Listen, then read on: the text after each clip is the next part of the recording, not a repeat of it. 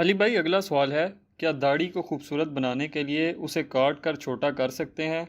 اور اسی حوالے سے یہ بھی بتا دیں کہ داڑھی کی سیٹنگ کرتے ہوئے رخساروں کے بالوں کو مونڈا جا سکتا ہے؟ عموماً علماء کرام ان ساری باتوں کو ناجائز اور حرام سمجھتے ہیں، اس حوالے سے آپ کا کیا موقف ہے؟ یہ پتہ نہیں کن علماء کرام میں آپ رہتے ہیں، علماء نے جتنی بنا سنوار کے داڑھی رکھی ہوتی ہے وہ تو یہ بال بھی کاٹتے ہیں، یہ بھی بعض یہ والے بھی کاٹ دیتے ہیں، یہاں سے بھی بڑی بنا سنوار کے وہ داڑھی رکھتے ہیں۔ ہاں، اہل حدیث علماء تھوڑا سا اس معاملے میں غلو کرتے ہیں، اس پہ تو میری آلریڈی ویڈیو ریکارڈڈ ہے، آلموسٹ 7-8 لاکھ لوگ یوٹیوب پہ دیکھ چکے ہیں۔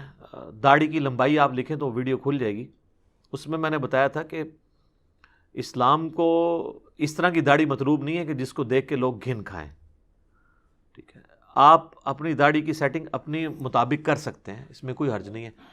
اسپیسیفکلی انہوں نے رخساروں کے بال پوچھا، اب ہمارے رخساروں پہ تو عموماً رخسار کے اوپر باریک بال ہوتے ہیں، ان کو مونڈنے کی ضرورت ایسا پڑتی نہیں، لیکن بعض لوگوں کی جلد ایسی ہے، جیسے اب بلوچستان چلے جائیں تو وہاں بلوچیوں کو دیکھیں گے، وہاں کے یہاں تک بھی بڑے گھنے بال آئے ہوتے ہیں ان کے بالوں کے۔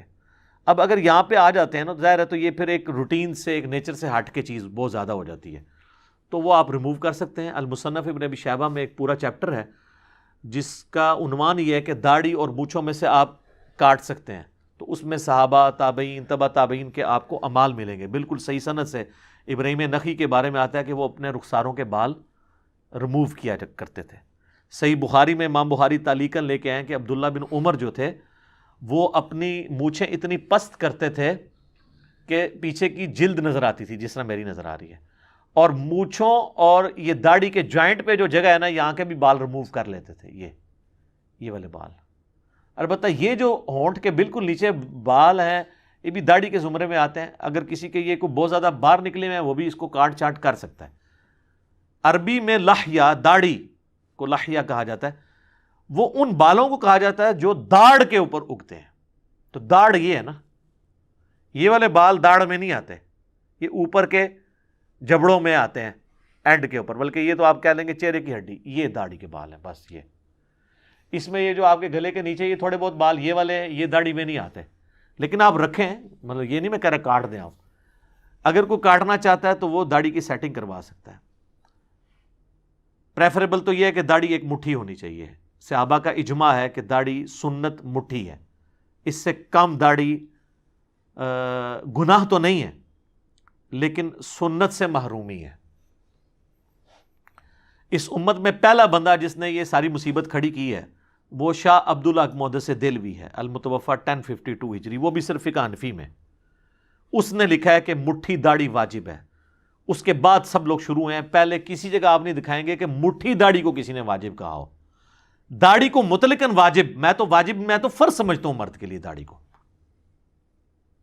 اور سورہ نساء کی آیت نمبر 119 ہے، وَلَآمُرَنَّهُمْ فَلَيُغَيِّرُنَّ خَلْقَ اللَّهِ۔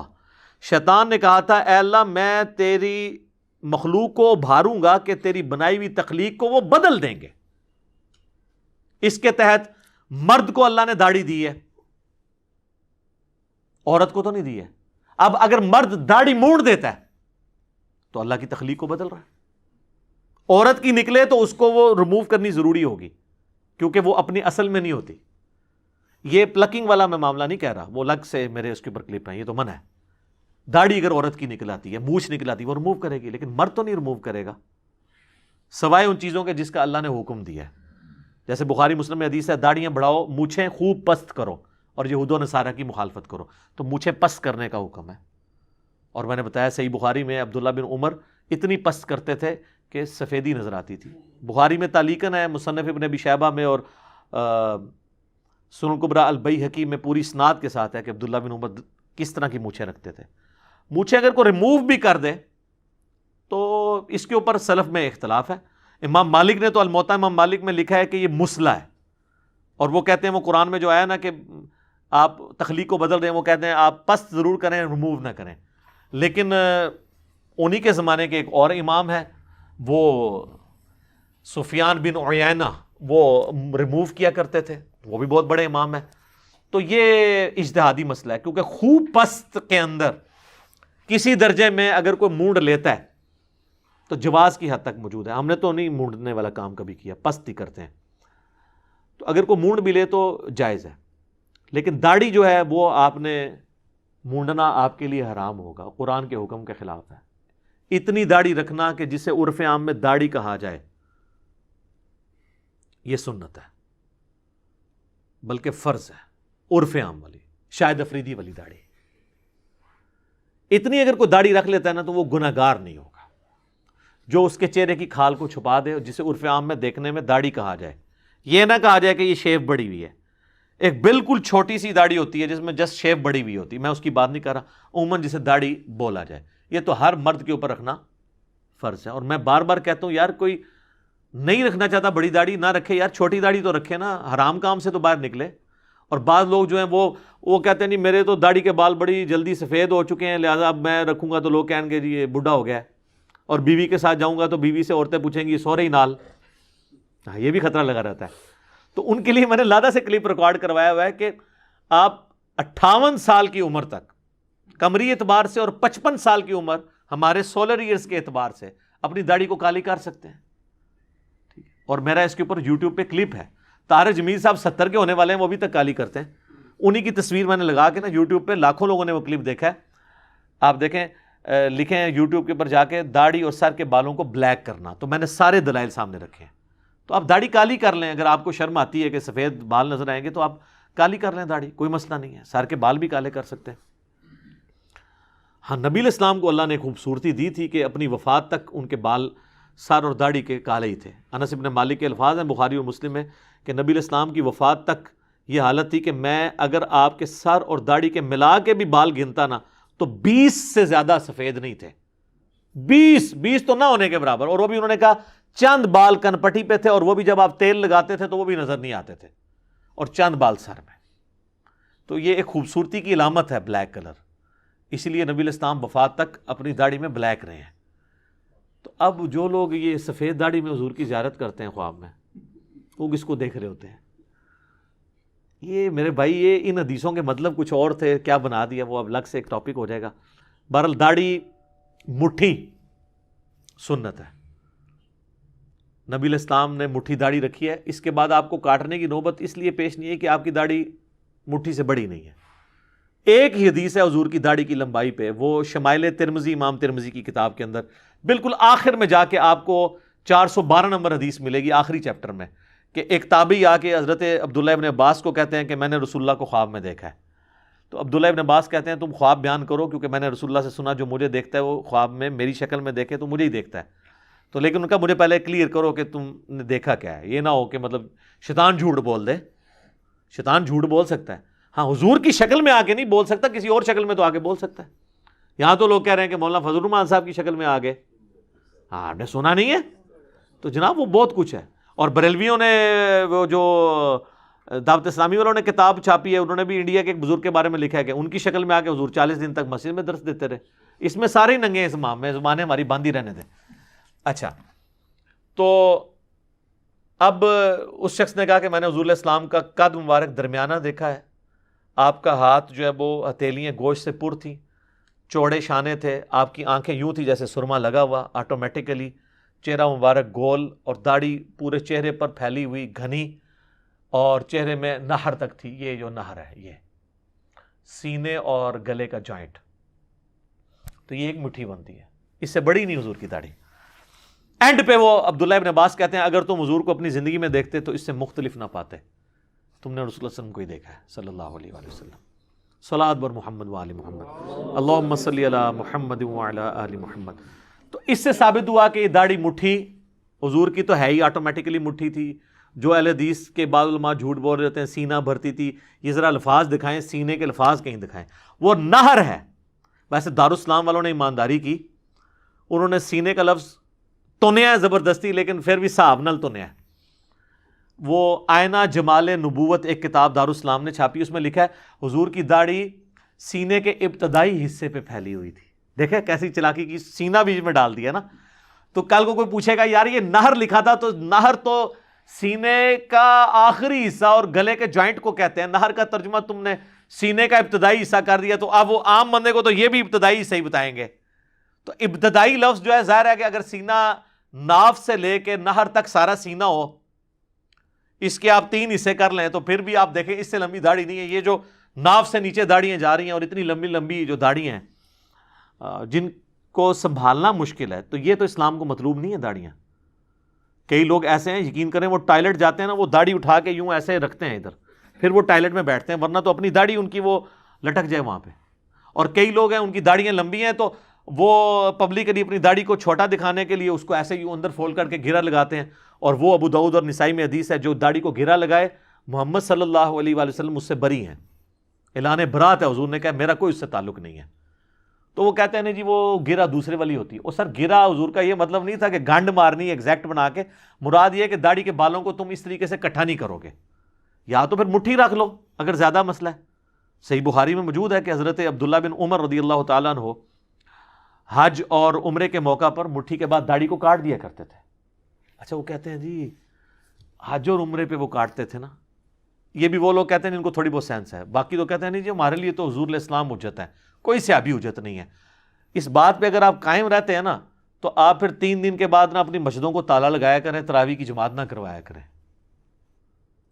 کیونکہ نبی علیہ السلام نے تو نہیں کروائی, حضرت ابوبکر نے بھی نہیں کروائی, حضرت عمر نے بھی 3 سال نہیں کروائی. تو وہاں کا کہیں گے, وہ کہیں گے نہیں جی صحابہ کی سنت پہ بھی عمل کرنا ہے نا.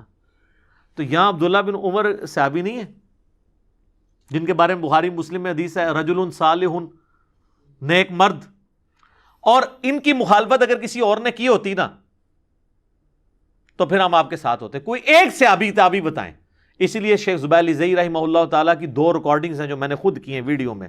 اہل حدیث عالم تھے, وہ کہتے تھے یہ 14ویں صدی کے ہمارے اہل حدیث علماء نے مسئلہ گھڑا ہے کہ مٹھی کے بعد داڑھی کاٹنا حرام ہے. وہ کہتے ہیں اجماع ہے امت کا کہ داڑھی مٹھی کے بعد کاٹ سکتے ہیں. انہوں نے کہا صحابہ کا اجماع ہے, اور ان کا 2 ایکسٹریم رویے ہیں.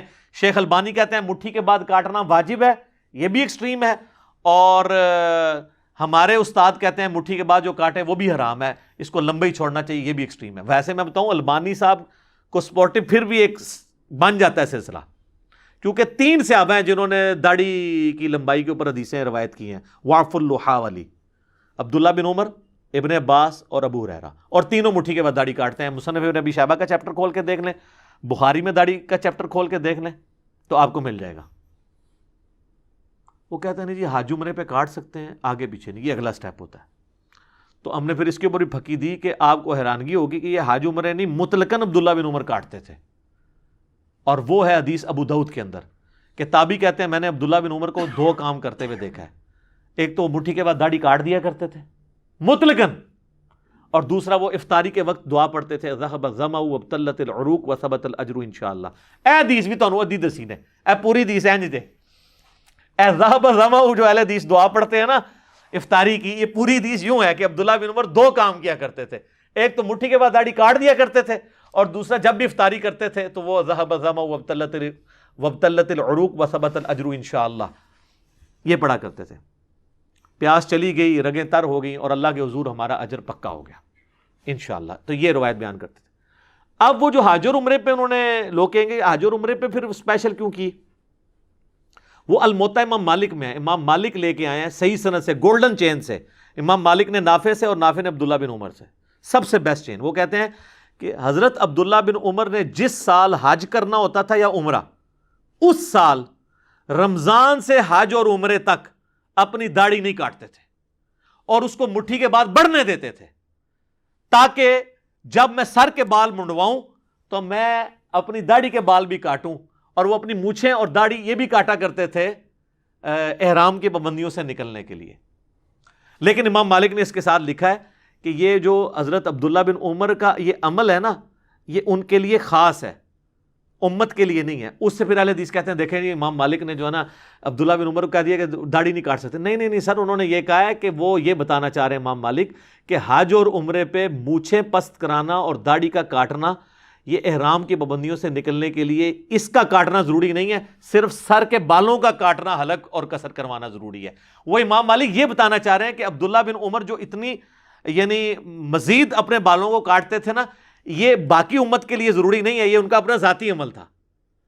اور وہ اہل حدیث دوسری طرف لے جاتے ہیں کہ وہ نعوذ باللہ یہ کہہ رہے ہیں امام مالک کی جرت ہے کہ عبداللہ بن عمر پہ بول جائیں. ٹھیک ہے, ایسا نہیں تھا, وہ کچھ اور بتانا چاہ رہے تھے. اور میں نے تو ابو داؤد سے بتا دیا مطلقاً کاٹتے تھے. ہاں جی ہوں لے آؤ نا جناب. تو لہٰذا وہ جو حج عمرے پہ بڑی ہوتی تھی نا، وہ تازہ تازہ بڑھائی ہوتی تھی انہوں نے کاٹنے کے لیے، تاکہ اللہ کے حضور میں داڑھی کے بھی قصر کروا کے نا اللہ کے حضور اپنی حاضری لگواؤں. مونچھیں بھی چھوٹی کرواتے تھے. بخاری مسلم میں حدیث ہے 5 چیزیں فطرت سے ہیں: ختنہ کروانا، مونچھوں کے بال پست کرنا، بغلوں کے بال صاف کرنا یا اکھیڑنا، اور زیر ناف بالوں کا اکھاڑنا، اور داڑھی کا بڑھانا. یہ داڑھی کے بڑھانے والے جو الفاظ ہیں نا، یہ مسلم شریف میں ہے، وہاں پہ ہے 10 چیزیں فطرت سے ہیں. اور بخاری مسلم کی جو متفق علیہ حدیث ہیں ان میں بس 5 چیزوں کا ذکر ہے: ناخن کاٹنے کا، زیر ناف بالوں کا، اور بغلوں کے بالوں کا، اور مونچھیں پس کرنے کا، اور ختنہ کروانے کا. مسلم میں 10 چیزیں فطرت سے ہیں، اس میں داڑھی بڑھانے کا بھی ذکر موجود ہے. تو لہذا داڑھی کو مونڈنا فطرت کی مخالفت ہے. اب وہ بخاری مسلم کی وہ حدیث بھی یاد رکھیں: ان عورتوں پہ لعنت جو مردوں کی مشابہت کریں، ان مردوں پہ لعنت جو عورتوں کی مشابہت کریں. تو وہ مرد عورت کی مشابہت کرتا ہے جو داڑھی مونڈ دیتا ہے. ہاں اگر وہ تھوڑی سی داڑھی رکھ لیتا ہے، جسے عرف عام میں داڑھی کہا جائے، لعنت سے نکل جائے گا، حرام سے نکل جائے گا. اب اللہ توفیق دے تو مٹھی رکھے گا تو زیادہ ثواب ہے. ہم تو جناب مٹھی کے بعد بھی نہیں کاٹتے. آپ دیکھ لیں ہمارے تو بال سچی داڑھی ہے، بڑی ہی نہیں ہے. اور میں آپ کو بتاؤں عموماً لوگوں کی داڑھی مٹھی سے آگے نہیں جاتی، بہت کم لوگوں کی جاتی ہے اگر سچی ہو. یہ جو لوگ شیو کرتے رہتے ہیں نا، وہ پھر جب رکھتے ہیں تو ان کی آگے چلی جاتی ہے. باقی متواش نہیں ہونی چاہیے داڑھی کے لوگ دیکھ کے گھن کھائیں. اور معذرت کے ساتھ جس طرح اہل حدیث کے اندر یہ بہت سارا مسئلہ ہے، جماعت المسلمین کے اندر بھی، اور بریلوی دیوبندی تو اس معاملے میں ٹھیک ہے، وہ تو بڑی سجا کے داڑیاں رکھتے ہیں. اچھا، اس میں داڑھی اگر کسی نے کاٹنی ہے نا، تو صرف یہ مٹھی اس کی ناپنے کا طریقہ جو ہے نا، وہ جہاں سے بال اگے ہوئے ہیں اس اعتبار سے ہے. اب یہاں سے اگر بال اگے ہیں نا اور یہاں کسی کی گھنی ہے تو یہاں پہ بھی مٹھی کر کے یوں کاٹ سکتا ہے. ایک ضعیف روایت بھی ہے ویسے ترمذی سے کہ نبی الاسلام اپنے طول اور عرض سے داڑھی کو کاٹا کرتے تھے. یہ حدیث ترمذی میں ہے لیکن روایت کمزور ہے. میں نے اپنی دلیل میں پیش نہیں کی، میں عبداللہ بن عمر، ابن عباس اور باقی لوگوں کی پیش کر رہا ہوں. اس لیے نہیں کہ لوگوں کی داڑھی میں نے کٹوانی ہے، میں یہ بتانا چاہ رہا ہوں کہ دین کا اصل مسئلہ کیا ہے. ہمارا مقصد یہ ہے کہ ہم لوگوں کو حرام سے بچائیں. داڑھی کو گرہ لگانے کی بجائے مٹھی کے بعد کاٹ لیں. سفید بالوں کے ڈر کی وجہ سے جو داڑھی نہیں رکھتے وہ داڑھی کو کالا کر لیں. جو مٹھی داڑھی رکھتے ہوئے شرماتے ہیں وہ کم از کم چھوٹی چھوٹی داڑھی رکھ لیں. اب تو میں کہتا ہوں فیشن آ چکا ہے. سارے آپ کے جتنے ڈراموں کے اور فلموں کے ہیرو جو میرے علم میں آ رہے ہیں، آلموسٹ ساروں نے داڑیاں رکھی ہوئی ہیں. چلو فیشن ہی سمجھ کے آرام تو بچ جاؤ گے. اور یہاں پہ میں اسلامی بہنوں کو بھی مشورہ دیتا ہوں جن کو نقاب کرنے سے گھن آتی تھی نا، کورونا نے آپ کا مسئلہ حل کر دیا. اب آپ جو ہے نا وہ اگر نقاب نہیں کرنا چاہتی نا، جو لوگ یعنی صرف پہلے بالوں کو ہی چھپاتی تھیں عورتیں، چہرے کا نقاب نہیں کرتی تھیں، وہ آدھا حجاب کرتی تھی، تو یار وہ آپ ماسک پہن لو. اور یہ ماسک وہ چیز ہے جو آپ کو گورا بھی نہیں روکے گا. آپ کو پتہ ہے فرانس میں جب حجاب کے اوپر پابندی لگی ہے تو جن عورتوں نے چہرہ چھپانا تھا انہوں نے تو پھر جناب وہاں پہ ماسک پہننا شروع کر دیے. اب یہ تو ایک میڈیکل ایشو ہے. کئی لوگوں کو پولن الرجی ہوتی ہے، ڈسٹ الرجی ہوتی ہے. کچھ بھی نہ ہو، کسی سے جراثیم سے بچنے کے لیے تو آپ کا بیسک ہیومن رائٹ ہے. اب کورونا نے تو قیامت تک کے لیے مسئلہ، کورونا نہیں جانا، ایسے نہیں رکھنا. جس طرح نزلہ زکام دی بہن ہے چھوٹی، تو اس کے ساتھ آپ نے کو ایگزسٹ کرنا ہے. تو اب یہ ہمیشہ کے لیے نا، آپ عورتیں تو اپنا نقاب کر سکتی ہیں کہ وہ میڈیکل ماسک یوز کریں، کپڑے والا کر لیں، دوسرے والا کر لیں. یہ اللہ نے ان کو ایک بہانہ دیا ہے کہ وہ کم از کم. اچھا، آپ کو یہ سوچ سکتا ہے کہ میں تو اللہ کے لیے نہیں کر رہی تو مجھے اس کا کوئی ثواب ہوگا یا نہیں ہوگا. ہمیں ثواب سے کوئی غرض نہیں میرے بھائی. ہم کہتے ہیں پہلے سٹیپ میں آپ گناہ سے بچتے ہیں. کسی نے فیشن کے لیے بھی داڑھی رکھی ہے نا، اس داڑھی کا تو اس سے ثواب یقیناً نہیں ہوگا، کیونکہ انما الاعمال بالنیات ہے، اور وہ ہے صرف نیک اعمال کے بارے میں. برے اعمال تو اچھی نیت سے بھی بنا ہے. یہ بعض ایکسٹرا جوڈیشل ایکٹیویٹیز کرتے ہیں نا اداروں کے لوگ بھی اور مولویوں کے پڑھائے لکھائے لوگ بھی، اور کہتے ہیں ہم نے وسیع تر مفاد میں اپنے فرقے کے اور ملک کے کیا ہے، حرام ہے. اس میں اعمال کا دار و مدار نیتوں پر ہے. جس نے کسی عورت سے نکاح کے لیے ہجرت کی، اس کے لیے اس کی ہجرت اس عورت کے لیے لکھی جائے گی، اور جس نے اللہ رسول کے لیے کی ان کے لیے لکھی جائے گی. اس کی نیک اعمال پہ اچھی نیت ہوگی تو ثواب، نیک اعمال کے اوپر اگر نیت اچھی نہیں ہوگی تو گناہ نہیں ہوگا لیکن ثواب نہیں ہوگا. تو اگر کوئی عورت کو حجاب کا ثواب نہ بھی ملے تو وہ بے پردہ پھرنے کے گناہ سے تو بچ جائے گی نا. اگر کسی مرد کو فیشن کے طور پر داڑھی رکھنے کی وجہ سے داڑھی کا ثواب نہ بھی ملے، داڑھی منڈانے کے گناہ سے تو وہ بچ رہا ہے نا۔ ویسے کوئی فیشن بھی بری چیز نہیں ہے، میرا اس کے اوپر بھی کلپ آ چکا ہے، ایسا فیشن جو کتاب و سنت کے منافی نہ ہو آپ کر سکتے ہیں۔ تو میں نے داڑھی سے ریلیٹڈ اس لیے ساری باتیں ڈسکس کی ہیں کہ تاکہ اگر کسی کے دماغ میں کوئی بات ہو نا اس حوالے سے تو وہ نکل جائے، اور لوگ نبی صلی اللہ علیہ وآلہ وسلم کی اس سنت کے اوپر عمل کریں۔ اور داڑھی کالی کرنے کے اوپر میں وہ حدیث آپ کو بتا بھی دیتا ہوں، سیدنا حسین ابن علی کے بارے میں 3748 نمبر حدیث ہے صحیح بخاری کے اندر، کہ جب ان کا سر کاٹ کر عبید اللہ ابن زیاد کے سامنے رکھا گیا، بولے اعوذ باللہ تعالیٰ، اللہ کی لعنت ہو، اللہ کے فرشتوں کی لعنت ہو، تمام لعنت کرنے والوں کی لعنت جنہوں نے حسین ابن علی پہ ان کے ساتھیوں پہ ظلم کیا۔ تو انس ابن مالک وہاں پہ موجود تھے، تو عبید اللہ ابن زیاد نے ان کے حسن میں کوئی بات کی تو انہوں نے کہا اللہ کی قسم یہ رسول اللہ کے سب سے زیادہ مشابہت رکھنے والے تھے، صحیح بخاری میں بھی ہے، ترمذی میں بھی، اور اس میں بخاری میں الفاظ ہیں اس وقت ان کی داڑھی اور سر کے بالوں میں وسمے کا خضاب لگا تھا۔ وسمہ وہ بوٹی ہے عرب میں آج بھی جو بالوں کو کالا کرنے کے لیے استعمال ہوتی ہے، براؤن کرنے کے لیے نہیں۔ بعض لوگ کہتے ہیں نہیں وہ ڈارک براؤن نہیں سر، وسمہ کی بوٹی کالا ہی کرتی ہے،